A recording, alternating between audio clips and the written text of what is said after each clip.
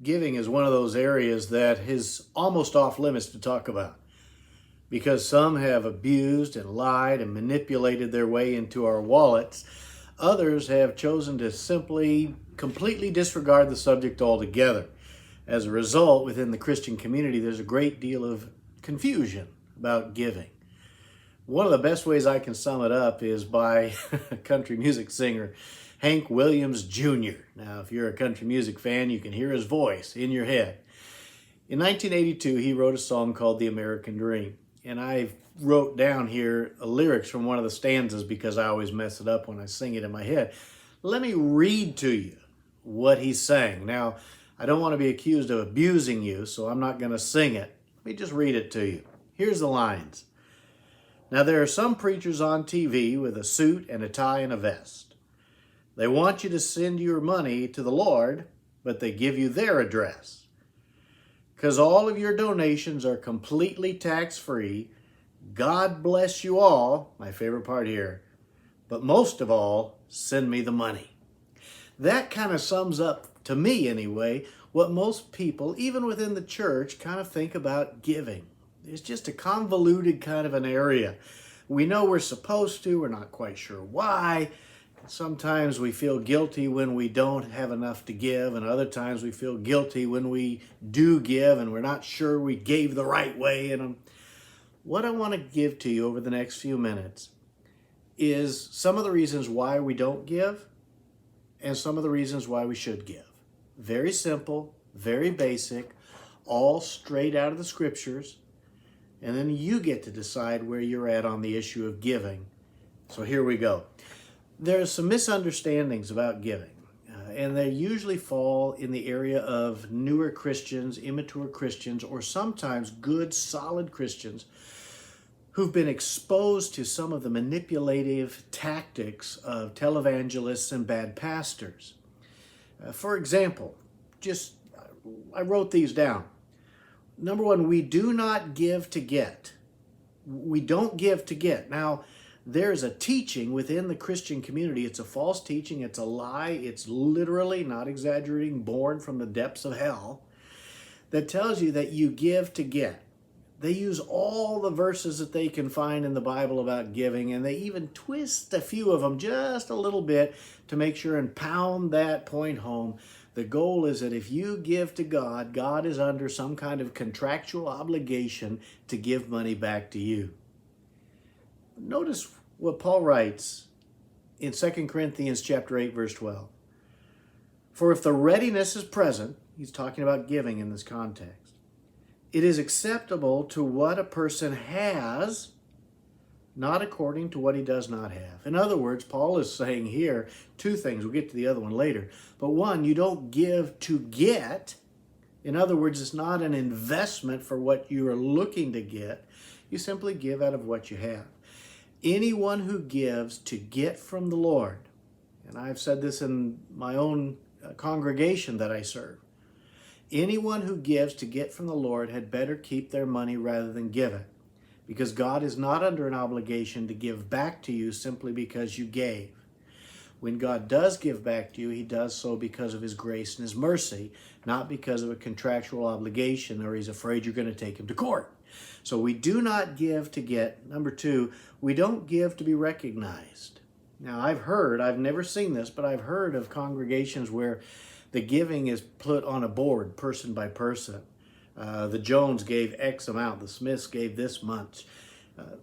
And there's even some churches that have a tither's shame wall, where if you're not giving, they put your name on the wall. Giving is not to be done out of a sense of getting any recognition. Notice what he says, Jesus himself, in Matthew 6, 1 and 2. Beware of practicing your righteousness before men to be noticed by them. Otherwise, you have no reward with your Father who is in heaven. So when you give to the poor, do not sound a trumpet before you as the hypocrites do in the synagogues and in the streets, so that they might be honored by men. Truly I say to you, they have their reward in full. When you give to be seen, when you give to be recognized, when your name has to be attached to the giving, you are not giving with the right motive, and the reward you receive is just the fact that somebody saw you give it. We do not give to be recognized. And third, we don't give out of fear or out of guilt. You've heard these sermons if you've been in some of the churches. If you flip TV on, you've heard a few of these bizarre teachings as well. You better give or God's going to get you. They love to go to Malachi on this one. The reason you're having all these problems in your life is you're not giving enough. You got to sow that seed. Sow. And it's funny because Hank Williams Jr. made note, we want you to sow to the Lord, but here's the address you need to send it to.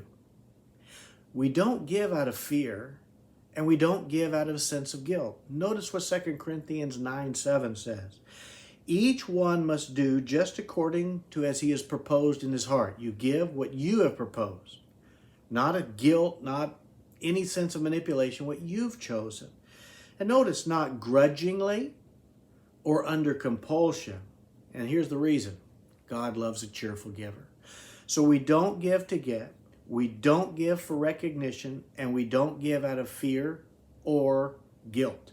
Why do we give? And giving is a huge part of the Christian life. It's a part of what God has orchestrated, not just so that the ministries can keep going, but for personal growth as well. But why do we do it? I listed 4 reasons here. There are more, but you don't have the attention span to watch this on your video for that long, so I just want to give you 4. First one's from Matthew 6:21. We give as an expression of worship. When you and I give, it is an expression of worship, just as much so as when we sing, when we read, when we pray, when we witness, whatever we do, giving is an expression of worship. Jesus says in Matthew 6:21, for where your treasure is, that's where your heart will be also. In other words, what you value most, you hold most dear to you. And for most of us, especially in the Western culture, what we value most is our money. And what worship does, and giving particularly in worship, is an opportunity for us to say, Father, this check, this cash, if you're a married husband, these 2 quarters I have left over, this is valuable to me. But you're more valuable, so I am giving you this as a sign of where my heart is. My treasure is not my cash. My treasure is Christ. So we give as an expression of worship. And second, we give as an expression of a commitment. 1 Corinthians 16:1 and 2 says this, now concerning the collection for the saints, as I directed all of the churches in Galatia, so now I direct you. On the first day of the week, each one of you is to put aside and save as he may prosper. Notice he's not giving a dollar amount, as you prosper, so that no collection will be made when I come. And in this instance, it's a special gift for a church that was in need in Jerusalem. But the principle applies. It's a principle of commitment. They are strategically setting aside individually a certain amount of money as they prosper. It's not a set dollar amount, but they're setting aside a portion of their income to worship God, in this instance, by giving to the poor, but they're doing it strategically. It is a commitment, not a whim. It always irritates me in churches when it's offering time and they strike up the band, and some of them even lower the lights, and it almost creates this mystic mood where you're supposed to be more prone to give. Giving is a commitment, not an emotion or a whim. And third, we give as an expression of what God has already given to us. We don't give to get. This is the opposite. We give because he has given. 1 Chronicles, Old Testament, 29:14, talking about the worship and the offering, this is what he says.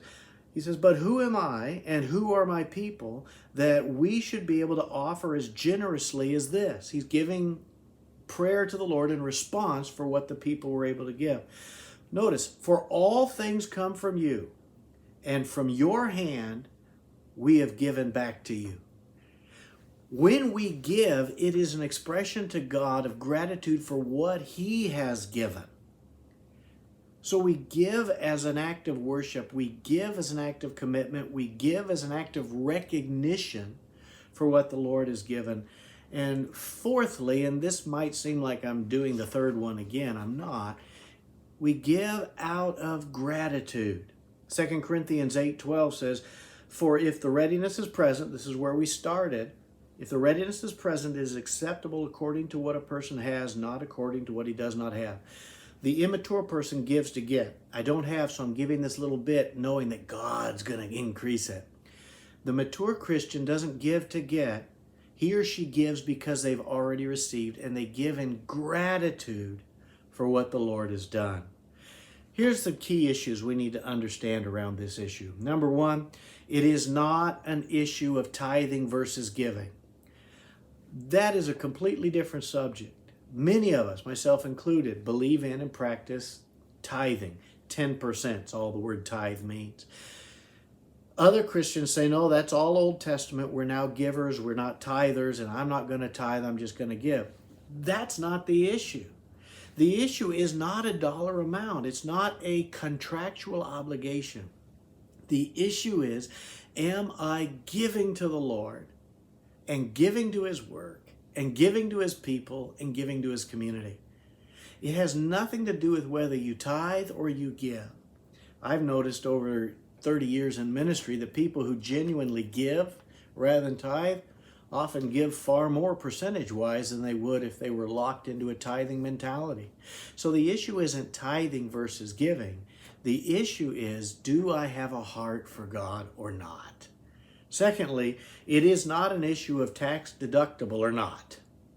There are those who give because it's tax deductible, and they know at the end of the year they get to take a portion of what they've given off of their taxes, and that's cool. In America, we get to do that, and I would encourage you on a personal note, keep doing it while you can. That will not go on much longer. But while you have it, why not? It's a gift God has given. But we don't give because it's tax deductible. If we're doing that, we're not giving for the right motives. We give because we love the Lord. For years in my personal experience, I've given in cash so that there's not even a notation of how much I gave or when it was given. It's mostly because my tax situation, it wouldn't matter if I took it off or not. But part of it is I just want to give to the Lord. And I don't want anybody ever to say, well, you gave this much or you only gave this much. So when I give in cash. But if it's a tax deductible issue for you, the real issue at heart is, are you giving to God or are you giving because you get to take a little bit off your taxes later? And finally, it is a matter of worshiping God and advancing His kingdom, both personally and corporately. That's what giving is about. Giving is choosing to partner with God to advance His kingdom in the life of the community, all the things that churches and ministries do. But often neglected and overlooked is the fact that giving also advances God's kingdom in us personally. We learn to reorient our priorities because all of us have a limited amount of money. We learn to reorient what we value most. And what giving does is it trains us to look at the world the way God does, rather than looking at the world the way the unsaved does. Let me leave you with one last verse from Jesus, one that's often manipulated, and because of that, good pastors often just neglect it. I don't want to manipulate it, and I don't want to neglect it. I want you to live in the freedom that comes from knowing what God does when you give with right motives. In Luke chapter 6, verse 38, Jesus is recorded as saying this, "Give, and it will be given to you. They will pour into your lap good measure, pressed down, shaken together, and running over. For by the standard of measure that you use, it will be measured back to you." We don't give to get, but we cannot forget that God is a giver. Now, I'm not promising you that if you give, God's going to open up the storehouse of heaven and you're going to end up with a new yacht, a new house, a new whatever. But what I am telling you is this: God takes care of His kids. And it's important to understand that He takes care of us even when we struggle in the areas of giving or any other area. But as you learn to trust God and live by God's pattern for your life, which includes worship through giving, God will make sure that your needs are taken care of. What's important to understand here is that our needs are often different than what we think. If you're sick and you've given money to the Lord and the Lord gives you more money, that doesn't help you. But if you're sick and the Lord heals you, that helps you. And I don't want to be misunderstood. I'm not telling you that if you give, all of your problems, all of your sickness, all of your struggles are going to go away. I'm not telling you that if you give, your teeth are going to be whiter and you're going to grow 3 inches taller. What I am telling you is that as you learn to practice giving as a way of worship and a lifestyle, God will reorient your lifestyle to see Him differently, which will open the door in your life for Him to use you differently and pour into your life differently. Whatever you're doing today, and wherever you give your tithes and offerings, remember this: because of Jesus, life is good today. The Lord be with you.